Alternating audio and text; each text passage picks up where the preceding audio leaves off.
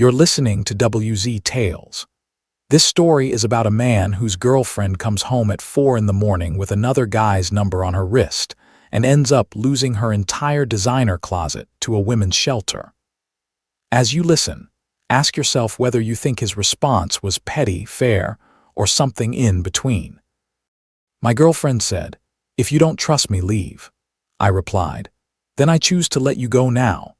Then I sent a 48-hour notice, documented everything, sold her designer closet for a charity sale, and I just watched as her Gucci bags turned into shelter beds she had to pour drinks for. I've been with my girlfriend Tessa for 3 years. She moved into my townhouse full-time about a year ago. I bought the place before we met. It is in my name. I handle the mortgage. Tessa bartends at a rooftop bar downtown and does fashion resale on the side. Poshmark, Depop, all of that. She makes maybe $45,000 to $50,000 a year, but most of it goes right back into inventory. She loves designer stuff. Gucci bags, loud heels, Burberry coats. Our spare bedroom looks like a small boutique stock room. Clothing racks lined up, shoe shelves, a ring light, a backdrop for outfit photos. I never had a problem with her spending her own money. She always made a point of saying, "I pay for everything myself." She covered some utilities and bought groceries sometimes. I paid the big things. We felt stable enough. Then things started to shift about 2 months ago. Tessa has always worked late. That comes with bartending. But lately she has been going out even on her nights off. "The team is going out," she'd say. Or just meeting up with some bar people. She would roll in at 2 or 3 in the morning, sometimes later. I brought it up a few times. I was not trying to control her, just asking for a heads up if she would be out past midnight. Her answer was always some version of, "I'm an adult." "You're not my dad."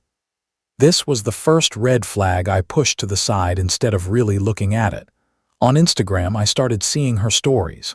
She was at tables with bottles, sitting on some DJ's lap, captions like "VIP treatment" with a winky face. When I asked about those stories, she said it was just content, that she had to flirt to get good tips. I did not like it, but I let it go. A lot of people ignore small disrespect because they are afraid of what it might mean if they take it seriously. Last Friday night, I was wrapping up some telehealth work around 1 in the morning when I realized Tessa still was not home. She had said it was girls' night only. At 2, I texted her. No response. At 3, I called, straight to voicemail. At 4:15, I heard the front door. She walked in smelling like rum and cigarettes. Lipstick smeared, hair a mess. She was still smiling like nothing was wrong, then I saw it. On the inside of her wrist in black marker, there was a phone number. Next to it, the letter J with a little heart. I kept my voice level. "What's the number on your wrist?" She glanced down like she had forgotten it was there. She tried to rub it off with her thumb, but the ink did not move. "Oh, that, just someone's number, it's nothing." "You said you were out with just girls," I said. "You came home at 4 with a phone number and a heart on your wrist. You ignored my texts and calls for 3 hours. That is not nothing." Her whole energy changed. She went cold. "I don't owe you an explanation for everything I do. You don't own me. If you trust me, you trust me. If you don't, then maybe we shouldn't be together." Then she added, "This is my home too. You don't get to interrogate me like I'm one of your patients." That line told me everything I needed to know. When someone answers a simple question with a threat to the whole relationship, they are showing you exactly where you stand. I looked at her for a second. "Okay," I said, "you're right. I get to choose whether I trust you or not. I choose option 2. We can talk more in the morning." She gave me a look like she was sure I would back down by sunrise. Then she went to the bedroom and shut the door. I did not sleep. Instead, I sat at the kitchen table and started researching. Colorado law on abandoned property, HOA rules, how to write a clear notice to vacate and document it. By 5 in the morning, I had made up my mind. I sent her an email and a text. "You gave me 2 options, trust you or end things. I am ending things. You have 48 hours to arrange pickup of your belongings from my house. Clothes, shoes, bags, photo equipment, everything in the spare room." After 48 hours, anything remaining will be considered abandoned property, and I will dispose of it as I see fit. This message is time-stamped for documentation. She read the text at 8, opened the email at 8:30. No response. By 9, she was posting Instagram stories from the gym with Sunday reset captions like everything was normal. Sometimes silence is not confusion. It is someone betting you will not follow through. So there I was, 36 hours into this 48-hour window. She had not come by. She had not tried to talk. The only extra message she sent was, "Don't be childish." "Let me think about this," I replied. "The deadline stands." She left me on read. I had a spare bedroom full of designer goods worth maybe 10 to 15,000 retail. I had given notice. She had ignored it. I started thinking about what to do next. I wanted to be legal, but I also wanted this to mean something. When the 48 hours passed, she still had not shown up. I went into the spare room and took photos from different angles. I checked the metadata to make sure the date was clear. I saved them with the rest of my documentation. Then I called my coworker, Sarah. She is an older nurse at the clinic. Her ex-husband cheated on her, so she understands this kind of pain. I told her what was going on and said I was thinking about selling everything and maybe donating the money. She thought for a moment and said, "If you are going to get revenge, might as well make it count for something good. You know that women's shelter I volunteer with, they always need funding." That clicked for me. I decided I was not going to just dump everything in a yard sale. I wanted this to become something better than one bad night. I spent the next day photographing everything properly. Every designer bag, every pair of heels, every dress. I listed the items on Facebook Marketplace and in local buy and sell groups. Prices were below market but still reasonable. In each description, I told a short, anonymous version of the story. No name, no face, just the facts. Girlfriend came home at 4 a.m. with another guy's number on her wrist, told me I had no right to ask questions. Refused to collect her belongings after a 48-hour notice. All proceeds from this sale will be donated to a local women's shelter that supports domestic violence victims, calling it the Cheater's Closet charity sale. The post started getting shared. Not viral, but enough that people in Denver noticed. Comments were mostly supportive, just buying to help the shelter. At least something good is coming from the drama. A few people asked if it was real. I showed them the email, the text, the deadline. They shared it further. Within 2 days, I had sold about 80% of the inventory. Gucci bags, Coach purses, heels, dresses she had worn once for Instagram and never touched again. For every sale, I kept records, screenshots of payments, names, amounts. Then I transferred the money to the shelter as it came in. In total, it was just under $6,000. The HOA did reach out once. Our board president, a woman in her 60s, emailed about commercial activity. I explained it was a one-time charity sale by appointment only, no signs, no traffic jams.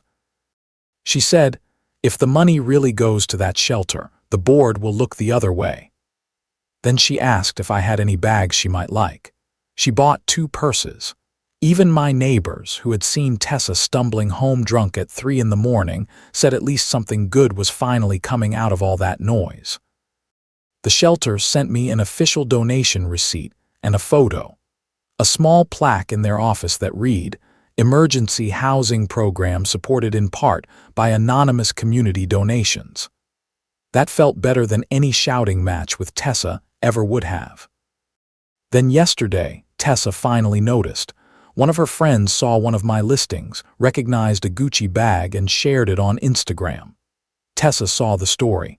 She texted me a screenshot. "What is happening at your house?" That is when things escalated. First came the phone calls. 15 calls in 3 hours. I did not answer. The voicemails bounced between rage and threats. Theft, lawyers, police.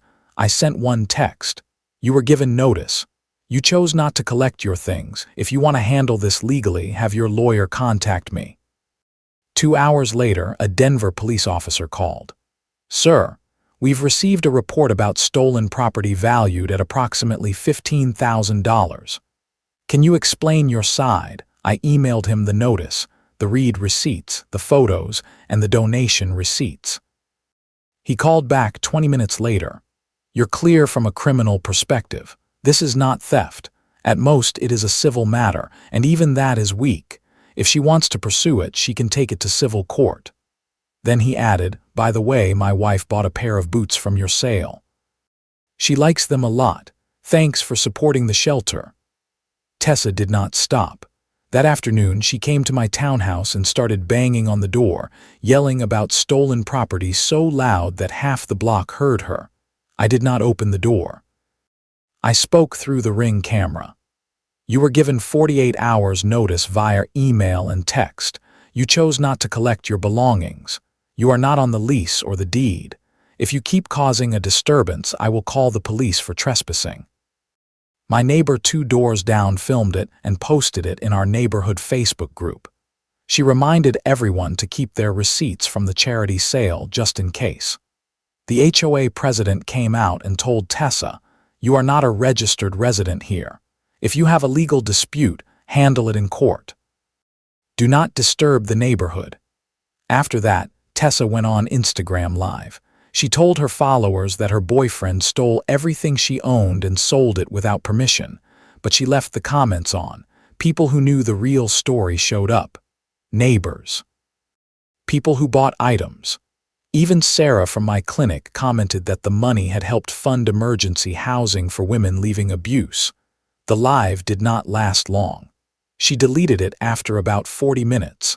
A week later, I got an email from a law firm saying they represented her. They demanded compensation for converted property and threatened a lawsuit for emotional distress.